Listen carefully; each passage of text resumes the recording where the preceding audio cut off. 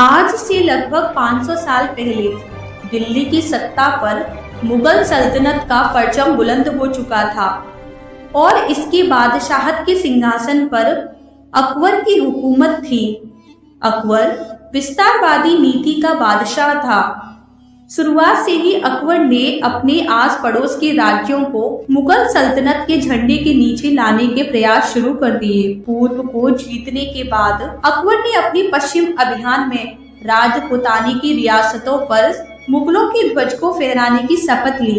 इसी के तहत राजपुतानी में सबसे पहले आमिर रियासत ने अपनी पगड़ी उतारकर अकबर की बादशाहत वाली मुगल सत्ता को स्वीकार कर लिया। शुरू में तो राजपुतानी की दूसरी रियासतों ने आमिर रियासत को एक तुर्क की अधीनता स्वीकारने पर धिक्कारना शुरू कर दिया, लेकिन धीरे धीरे इन रियासतों ने भी अकबर की सत्ता को स्वीकारना शुरू कर लिया।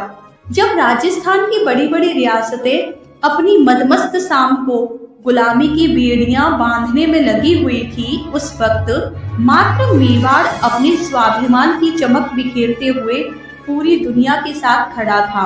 इस समय मेवाड़ पर राणा उदय सिंह का शासन हुआ करता था, जिन्होंने अपने पूर्वजों की भांति किसी की भी अधीनता को स्वीकार नहीं किया। इन्होंने अकबर को एक पत्र भिजवाया कि हमारे राजा एकमात्र भगवान एक लिंग जी हैं। नमस्कार दोस्तों, मेरे चैनल पे आपका स्वागत है। आज हम आपको बताने वाले हैं महाराणा प्रताप के इतिहास के बारे में। पूरी जानकारी के लिए प्लीज वीडियो के अंत तक जरूर बने रहें। महाराणा प्रताप ने मुगलों के बार बार हुए हमलों से मेवाड़ की सदैव रक्षा की। उन्होंने अपनी आन बान शान के लिए कभी भी समझौता नहीं किया, विपरीत परिस्थिति में भी कभी हार नहीं मानी। यही वजह है कि महाराणा प्रताप की वीरता के आगे किसी की भी कहानी टिकती नहीं है। 7 फीट 5 इंच लंबाई, 110 किलो का वजन, 81 किलो का भारी भरकम भाला और छाती पर 72 किलो वजनी कवच।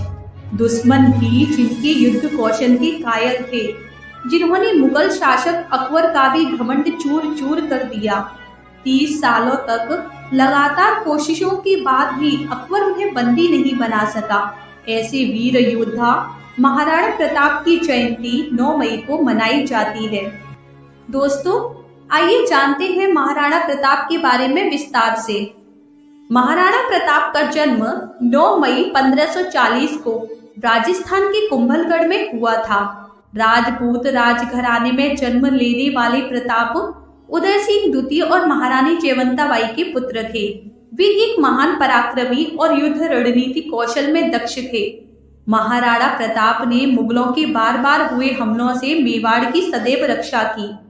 वे सिसोदिया के राजपूत कबीले से संबंधित थे और महाराणा उदय सिंह द्वितीय के सबसे बड़े पुत्र थे। सिंहासन के उत्तराधिकारी होने के बाद महाराणा प्रताप ने तेजी से अपने साम्राज्य का विस्तार करने में लग गए और मुगल सम्राट अकबर के सामने झुकने से इनकार कर दिया। राजपूतों की सिसोदिया कबीले के सदस्य महाराणा प्रताप एक साहसी हिंदू राजपूत राजा थे, जो हल्दी घाटी के युद्ध में मुगल सम्राट अकबर के साथ लड़े। हालांकि महाराणा प्रताप को अंततः युद्ध के मैदान से निकलने के लिए मजबूर होना पड़ा, लेकिन उन्होंने अपने विरोधियों की एक महत्वपूर्ण संख्या को मारने में कामयाबी हासिल की, जिससे उनकी बहादुरी की अपार प्रशंसा हुई। हर साल उनकी जयंती हिंदू कैलेंडर के ज्येष्ठ शुक्ल चरण के तीसरे दिन पड़ती है, जिसे महाराणा प्रताप जयंती के रूप में मनाया जाता है। बता दें, महाराणा प्रताप के पिता उदय सिंह मेवाड़ वंश के शासक थे। महाराणा प्रताप ने मुगलों के अतिक्रमणों के खिलाफ कई लड़ाइयां लड़ी। दोस्तों, आइए बात करते हैं हल्दी घाटी के युद्ध की। 1576 में हल्दी घाटी के युद्ध में महाराणा प्रताप और मुगल बादशाह अकबर के बीच घनघोर युद्ध हुआ। महाराणा प्रताप ने अकबर की 85,000 सैनिकों वाली विशाल सेना के सामने अपने 20,000 सैनिक और सीमित संसाधनों के बल पर स्वतंत्रता के लिए बहुत कड़ा संघर्ष किया। बताते हैं कि ये युद्ध 3 घंटे से अधिक समय तक चला था। इस युद्ध में जख्मी होने के बावजूद महाराणा मुगलों के हाथ नहीं आए। इसके पश्चात महाराणा प्रताप अपने कुछ साथियों के साथ जंगल में जाकर छिप गए और यही जंगल के कंदमूल खाकर लड़ते रहे। महाराणा यहीं से फिर से सेना को जमा करने में जुट गए। हालांकि तब तक एक अनुमान के मुताबिक मेवाड़ के मारे गए सैनिकों की संख्या 1600 तक पहुंच गई थी, जबकि मुगल सेना में 350 घायल सैनिकों के अलावा 3500 से लेकर 7800 सैनिकों तक की जान चली गई थी। 30 वर्षों के लगातार प्रयास के बाद भी अकबर महाराणा प्रताप को बंदी नहीं बना सका। आखिरकार अकबर को महाराणा को पकड़ने का ख्याल दिल से निकालना पड़ा। बताते हैं कि महाराणा प्रताप के पास हमेशा 104 किलो वजन वाली 2 तलवारें रहा करती थी। महाराणा 2 तलवार इसलिए साथ रखते थे कि अगर कोई निहत्था दुश्मन मिले तो एक तलवार उसे दे सके, क्योंकि वे निहत्थे पर वार नहीं करते थे।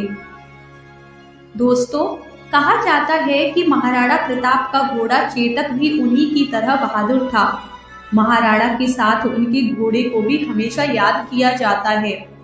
जब मुगल सेना महाराणा प्रताप के पीछे लगी थी, तब चेतक बुरी तरह घायल हो चुका था। इसके बावजूद अपनी स्वामी भक्ति के कारण वे महाराणा को अपनी पीठ पर लिए 26 फीट के उस नाले को भी लांघ गया था, जिसे मुगल सेना पार नहीं कर सकी। चेतक इतना अधिक ताकतवर था कि उसके मुंह के आगे हाथी की सूंड लगाई जाती थी। चेतक ने महाराणा को बचाने के लिए अंततः अपने प्राण त्याग दिए। दोस्तों, आगे हम बात करते हैं महाराणा प्रताप के स्वामी भक्त हाथी के बारे में, जिसका नाम था राम प्रसाद।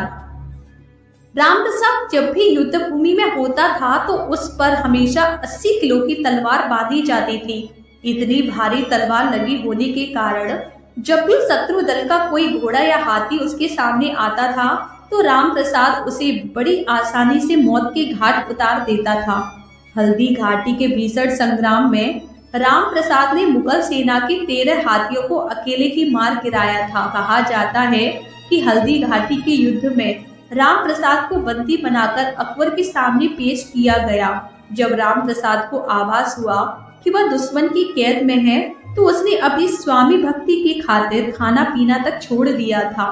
जब राम प्रसाद ने 3 दिनों तक कुछ नहीं खाया था, तो बादशाह अकबर के आदेश के अनुसार उसे जबरदस्ती खाना देने और यातना देने का दौर शुरू किया गया। 18 दिनों की यातनाओं के बाद वह निढाल होकर जमीन पर गिर पड़ा और अंततः वीर गति को प्राप्त हुआ। राम प्रसाद की वीर गति को प्राप्त होने के बाद अकबर को यह सूचना मिली तो उसने कहा कि जिस स्वामी का हाथी ही इतना स्वाभिमानी है कि जिसको हम झुका नहीं सके, तो उसका स्वामी कितना अधिक स्वाभिमानी होगा, हम उसे कैसे झुका सकेंगे। दोस्तों, कहा जाता है महाराणा प्रताप के 11 रानियां थीं, जिनमें से अजवदे पवार मुख्य महारानी थी और उनके 17 पुत्रों में से अमर सिंह महाराणा प्रताप के उत्तराधिकारी और मेवाड़ के 14वें महाराणा बने। महाराणा प्रताप का निधन 19 जनवरी 1597 को हुआ था। कहा जाता है महाराणा प्रताप की मृत्यु पर अकबर की आंखें भी नम हो गई थी। आज भी महाराणा प्रताप को एक बहादुर और वीर योद्धा के रूप में याद किया जाता है, जिन्होंने अपने लोगों के लिए और उनकी स्वतंत्रता की रक्षा के लिए लड़ाइयां लड़ी। महाराणा प्रताप की जयंती को राजस्थान और अन्य राज्यों में बहादुर राजा के सम्मान और स्मरण के दिन के रूप में याद किया जाता है, जिन्होंने कभी भी मुगलों के सामने आत्मसमर्पण नहीं किया। आइए हम उनकी वीरता को याद करें और उनके पदचिन्हों पर चलने का प्रयास करें। दोस्तों, ये वीडियो आपको कैसी लगी प्लीज कमेंट करके हमें जरूर बताएं। हमारे साथ जुड़े रहने के लिए आपका तहे दिल से शुक्रिया। आपका दिन शुभ रहे। हम मिलते हैं आपसे ऐसी ही अगली वीडियो में। तब तक के लिए धन्यवाद।